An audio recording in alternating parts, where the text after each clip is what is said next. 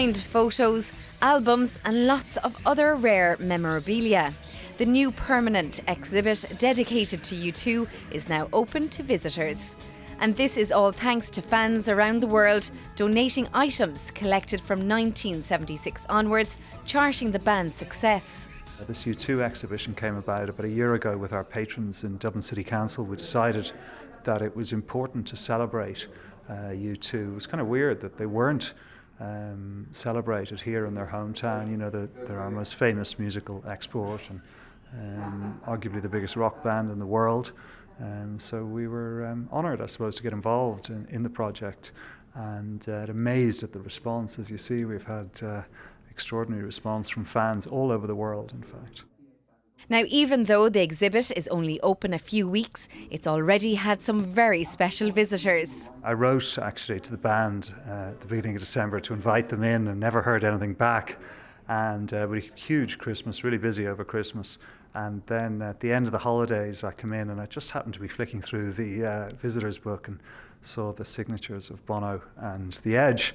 So we were amazed and delighted. And obviously I'd love to say that we were all too cool to acknowledge the presence of Bono and The Edge. But the truth is that nobody recognised them. Must have been the morning after our Christmas party. Now, one of the many fans who has donated a lot of items to this museum is Harry from Greece. Harry, tell me about some of the items you've donated. Sure. This is actually one of my favorite items. It's a promo record of from pop music from Pop Mart when they were doing their tour back in '97. And I actually gave that to Bono to sign on my birthday in April. So that's one of my favorite things. Excellent. Tell me about the kaleidoscope you have here. That's also a nice promo item. So when they released their single for Staring at the Sun, the record company just made a few promo items and sent them off to radio stations, for contests for fans and stuff.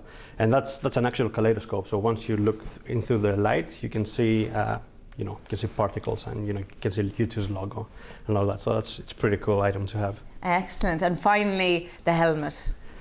Right. Again, this was a promo item from when they released their best of 80s, 90s collection.